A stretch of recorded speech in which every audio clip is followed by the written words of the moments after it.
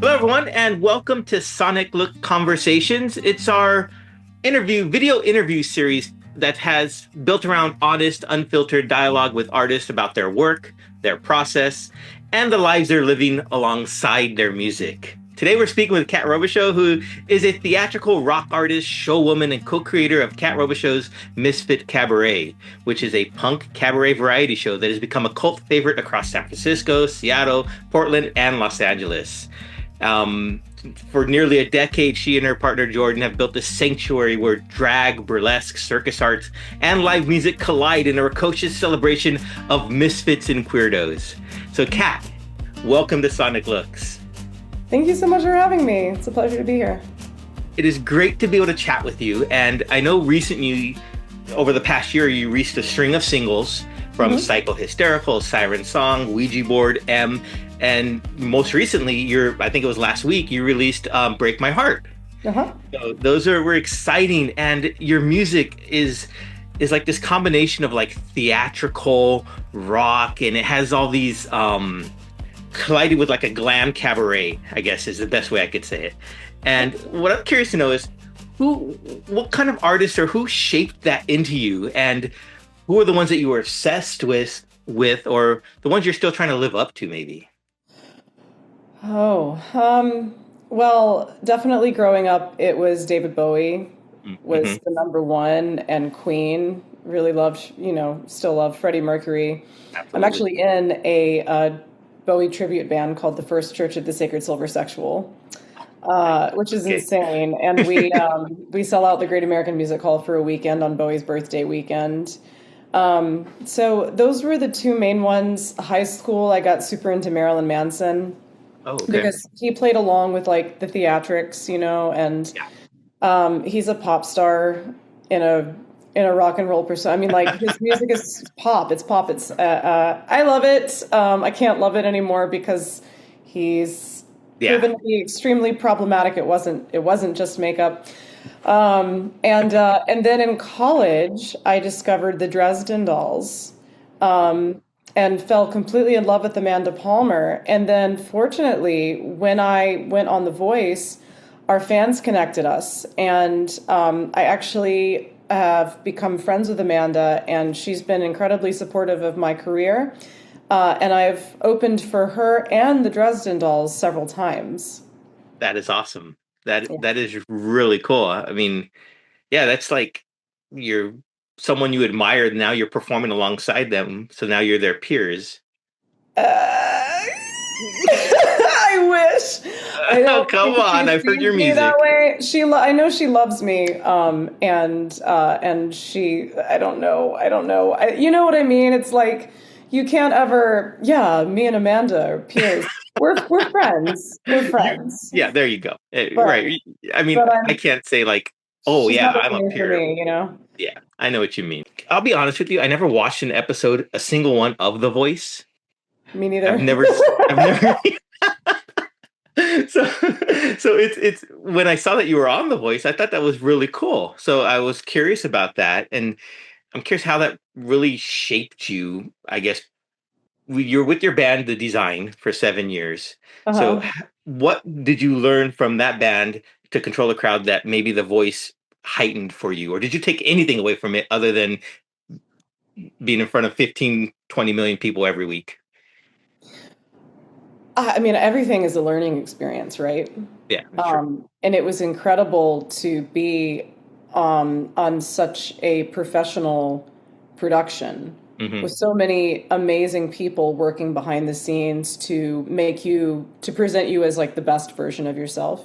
Yeah. And I feel like they really did do that. They really put a lot of care and support behind every performance that we did. We worked with vocal coaches. We worked with choreographers. We had hair and makeup. They had PR helping us navigate all of a sudden, being in front of millions of people. And so it was an incredible learning experience. And I'm really fortunate that I got to do something like that, to get a taste of what that's like, you know? Um, and yeah, I mean, the it's not a criticism, but it's just a fact that when you have the younger performers on the show that are so young that they are legally having to work certain hours and have tutors on set. Oh wow. They're teenagers. They haven't Yeah. graduated high school yet. They haven't necessarily had the years of experience of performing in front of people. And so they don't know yet they're phenomenal singers and darling people, but they don't yet know how to hold themselves. Right. They don't yet know how to stand on stage in front of 5 people or 50 people or 100 people. You know what? It's a lot harder to stand on stage in front of 5 people Yeah. than it is 100 people than it is 1,000 people. And I've done all that. And then performing in front of 15 million people, they're not in the studio.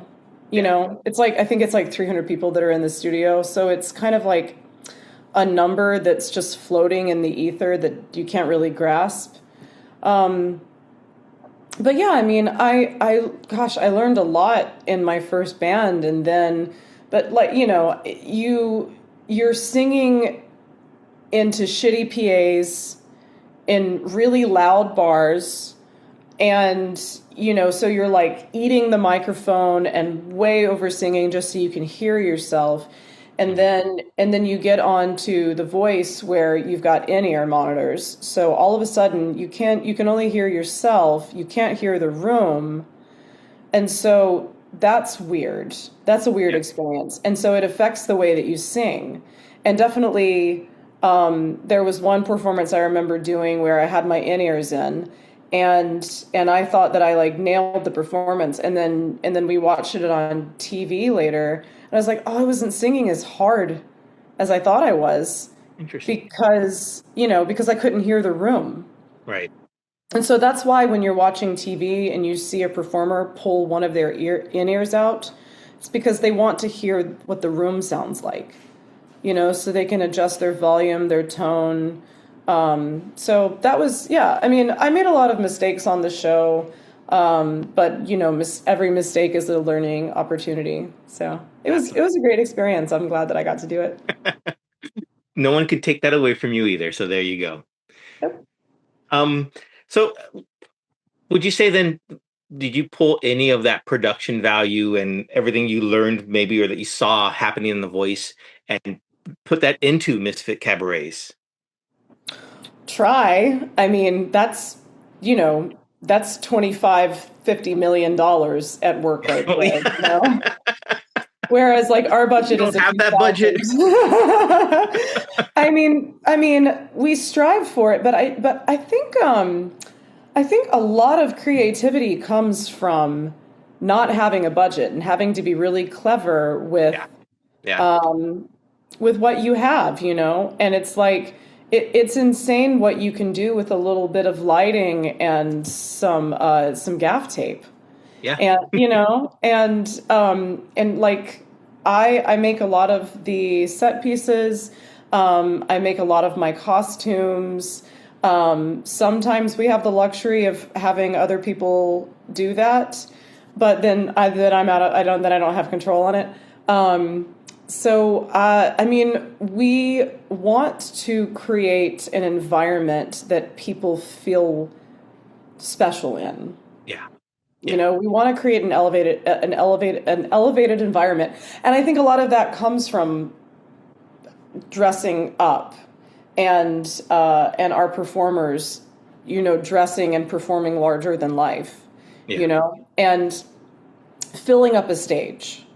When it's just one person, one performer, filling up that stage. But yeah, I mean, I remember, so we started Misfit Cabaret in an illegal speakeasy in San Francisco. And yeah, and it fit 100 people. We couldn't really advertise it because it wasn't supposed to be there. So it was very it was word of mouth. Right. And if the cops came, we were like, you can't come in here. Yeah, it happened a couple times, but yeah, so we would, we'd have 100 people in this really cool warehouse that had all of these old props, and it was owned by a magician, and Oh, fun. I know, and it was, and everything was like the bar was made out of a bunch of plywood, and there was just so much like folk art and stuff all over the walls, and you really did feel like you were a part of something special. And then when we got too big to be in that space anymore, and we moved to the Great Star Theater, that all of a sudden, it's like a 400 seat theater. A lot of our fans that we had made in the shows that we had done at the Speakeasy, they were apprehensive about us moving to a bigger space because they were worried that we were going to lose that intimate touch. They were worried that all of a sudden this wasn't going to belong to them anymore.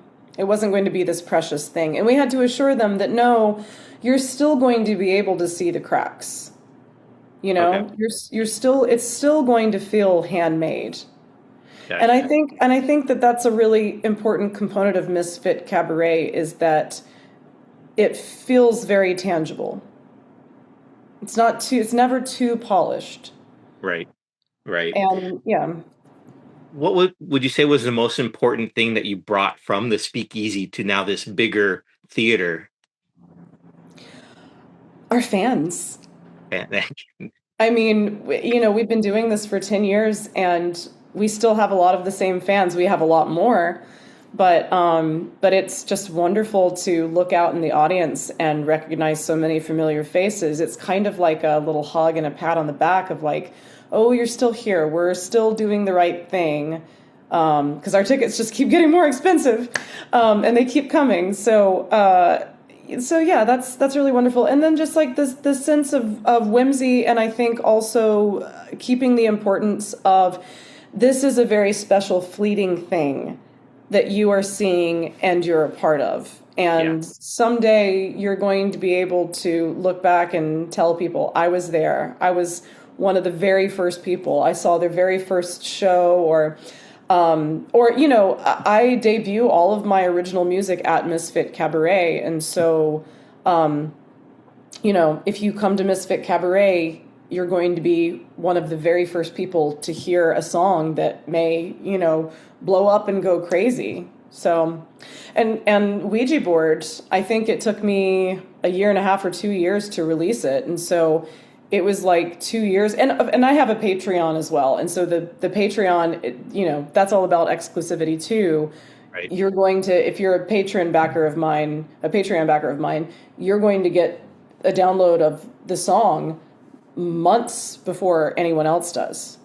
So Perks. Yeah. yeah, perks. Yay, perks. Well, speaking of the songs, I read that you write 2 to 4 songs for original songs for each Misfit Cabaret show that you do. How does it feel when you're writing those songs for the show versus maybe writing a song for yourself? Is it the same engine, or is it any different when you're doing that? It's the same. I don't Same. think I've written a song outside of Misfit Cabaret in 10 years. Oh, okay. I mean, it's Misfit Cabaret is my bread and butter, and I write the music for Misfit Cabaret. It belongs to me, and then it has a life out of, it takes on a new life like outside of Misfit Cabaret. But Misfit Cabaret is a love letter to my childhood. It's a very personal show. I write the show, Cool. and so yeah, so it's very much like me. And so the music that I'm writing for Misfit Cabaret, I'm writing for me, but Okay. Misfit Cabaret as well, yeah. But like what I love about writing music for Misfit Cabaret is that each show is themed. So 2 things are happening. Number one, it's dictating kind of what my songs are about and allowing me to explore a bunch of different themes with masks on, hiding behind masks. And the other thing is, it forces me to continuously write new music. That's true. Yeah. And that's the whole reason why I decided that I set that parameter and said, I'm going to write 2 original songs at least per show, because otherwise I'm going to get super complacent just singing covers because it's easy. It's easy to Yeah. just sing covers, and that's what, so my first band was predominantly a cover band, and I wrote 2 original albums while I was in that band, and we would do like a 70-30 split of covers versus originals every night. So, Right. yeah. Very cool. Very cool. Well, with Ouija Board, Mm-hmm. you wrote it about, I think I read that it was about a long distance friendship, Yeah. right? And that people have talked to you about it, and they mentioned how it helped them grieve. Yeah. And so I was just curious, what is it like performing a song that's taken on a completely different meaning for your audience than maybe what you intended?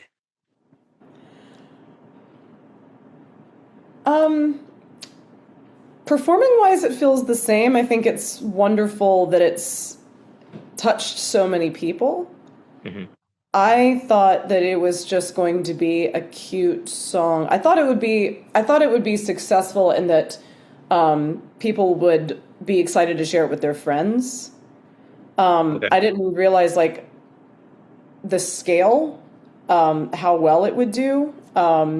Of course, I'm definitely the horse chasing the carrot because it's just never enough, and it's spiraling me into depression.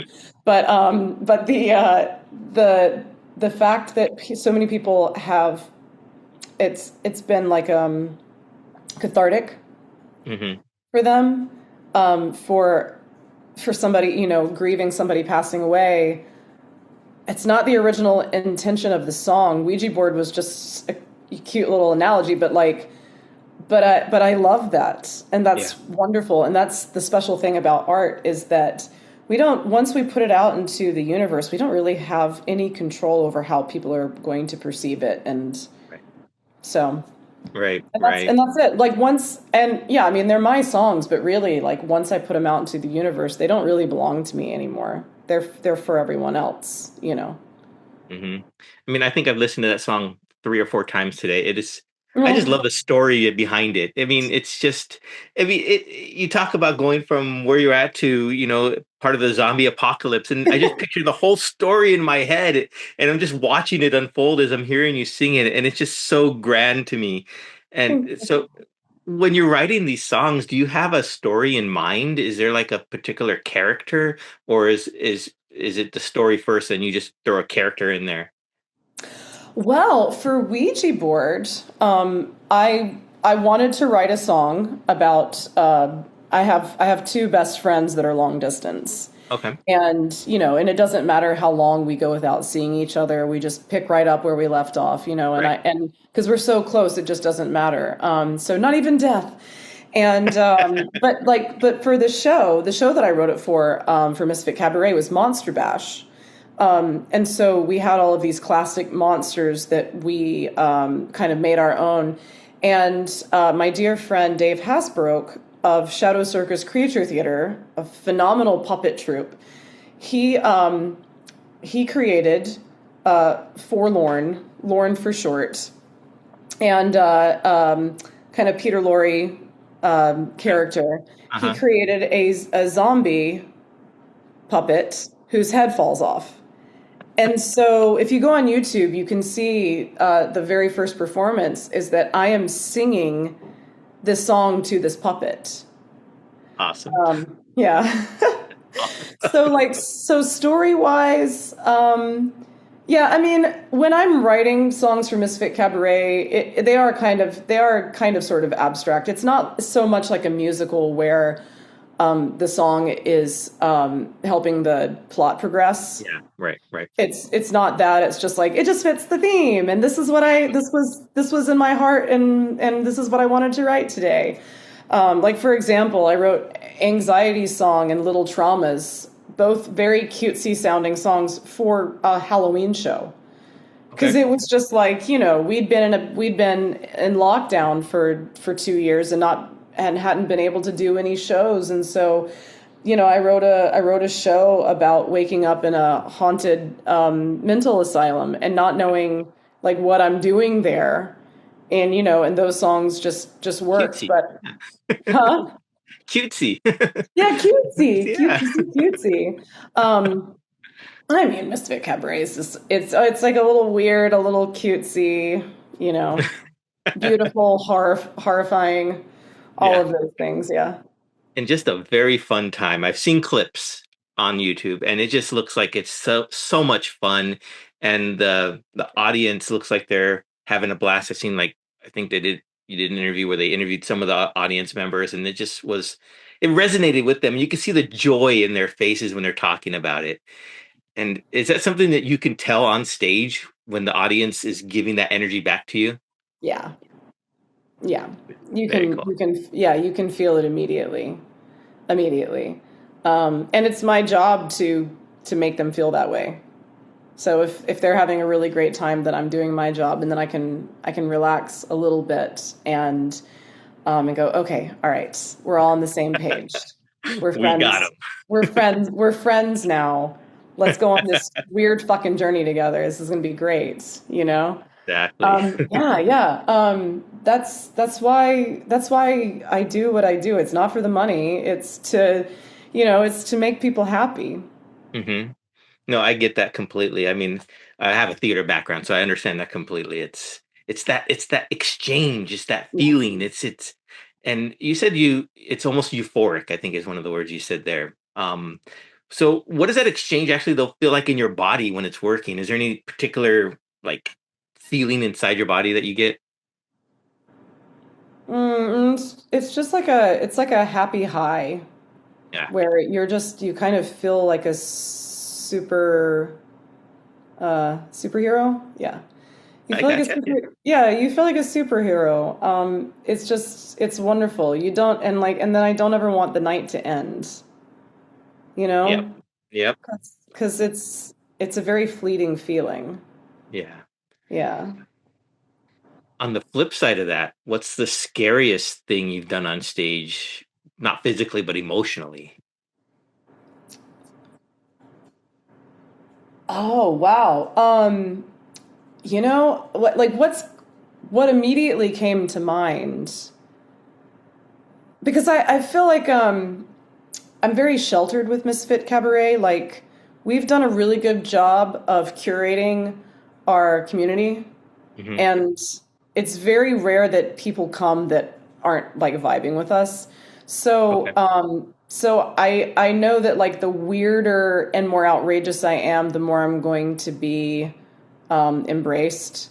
And Gotcha. so I always try to push that, but I didn't always feel that way. And when we were at the speakeasy, I remember one of the first performances that we did that actually was terrifying to me, because I was like, are people going to think this is stupid? Because I didn't know yet.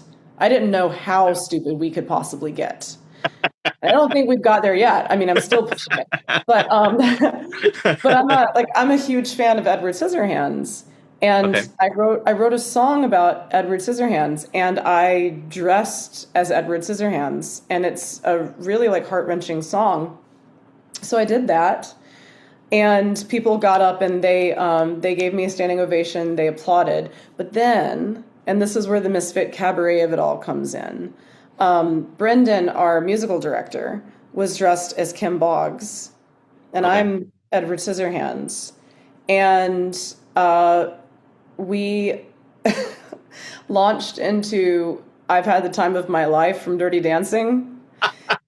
And when we got to the part before, like, now before that, Brendan said, should we do the lift? And I hold my hands up and I go, I can't. And and it's so funny to me now that I was worried that people wouldn't think that that was funny or that they wouldn't get it, but it was so stupid and so funny that like I broke character, and we just and that's fun too. I don't ever do it on purpose, but like when we break character on stage, our fans love it. Yeah. You know, Yeah. they love it because it's just so ridiculous and so funny. And if the audience is laughing their asses off, or like, heaven forbid, I get tickled, or like I tickle myself, like, I'm so funny. Yeah, I mean, but I think often about Jim Carrey, and how much money he's made being so stupid. Yeah. It takes so much courage to be that stupid in front of people. And I'm thinking specifically of Dumb and Dumber when he smashes into something. I think it's he's driving the limo. He's like, "Goodbye, my love," that. Yeah, And it's like it's this ridiculous scene, and it's really embarrassing what he's doing if you think about it. And it takes so much courage to be willing to be that stupid. Yes. Because what if people don't laugh? Yeah. Yeah. I think that's why I can't be a stand-up, because I would just panic. The second that no one's laughing, I would just start panicking and just Just break into a song then, right then and there for, we'll change it. Hello, my baby. Yeah. So I guess the question then becomes, is there a Cat the performer versus Cat the person who you are, who has a cat at home? How much overlap is there? Does one ever feel threatened by the other, or is it the same person? Well, I'm not just hanging out like this at home. I actually am going to a gig after this. But normally, I was like, hey, Thursday night, that's a cool get up. No, and I don't wear makeup when I'm not performing. Okay. I dress up. I love to dress up. I'm a huge fan of vintage fashion, and my husband and I really, that's one of our most favorite things that we do together is we'll go to thrift stores and vintage shops to like hunt and find some really cool thing. We love the flea market, all of that. But I don't wear makeup because it takes an hour and a half to do this, and I've got shit to do. I think personality-wise, I'm the same. Okay. And I don't know. I mean, yeah, like I think I'm the same person. I think I'm the same person with makeup or without makeup. I love I love being the center of attention. And Why do you laugh when you say that? Well, I don't know. Because I think it's kind of a funny thing to admit, even as a performer. Like obviously, I love being the center of attention. But I guess you're taught, especially as a little girl, to be seen and not heard. Yeah. Still, my parents were still from that generation, and I love that we're working on that now. And certainly, like being in the music industry, it is a male-dominated industry. Mm-hmm. And so for the longest time, I was like the only female in the room and constantly having to check myself. So I think from that, I kind of developed this bubbly persona of just always being on, always being entertaining. Yeah. Affable. But I mean, I think for the most part, this is just kind of who I've become. Fair enough. If people want to see more, you mentioned your Patreon. What's the best place for them to follow your journey? CatRobichaud.com. There are links to everything there, and then like Instagram is Cat Robichaud, spelled phonetically KatRobieshow. But yeah, my website has links to Misfit Cabaret. It has links to my Patreon, all my music videos. I would love it if you would become a patron, because that makes it affordable for me to, make art, release music, because you don't really make money from music these days unless you're performing it. So, and even then, even then, right? Well, Kat, my final question for you is, what's something that you wish people asked you about but they never do? Oh my God. That's a good question. Save the best for the last. I know. What's something I wish that people asked me? Do you need money? Would you like some money? Would you like some money? No. I mean, people ask me stuff all the time. I don't know, and I'm not, and if I don't want to answer it, I just do a little hop, skipping, jump, and dance away. And I don't know. I don't know. That's a good question. I gotcha. I think I'm such an open book, and people ask me questions all the time. I can't think. But thanks for that question. I don't know how to answer it. Perfect. There we go. I asked you a question that no one ever asked you. No one ever asked you. That's not true. People have asked me in my life if I need money. Okay. The answer is always yes. Even if I don't. Even if I don't, take the donut. That's a hard thing to learn for me at least. Yeah. Well, Kat, thank you so much for spending some time with us here today at Sonic Looks. We really appreciate it. Everyone out there, go follow Kat, go to her Patreon, go subscribe to all the different places, show the support. Your music is great, and I'm a huge fan. So thank you so much. Thank you so much for having me on. This was a pleasure.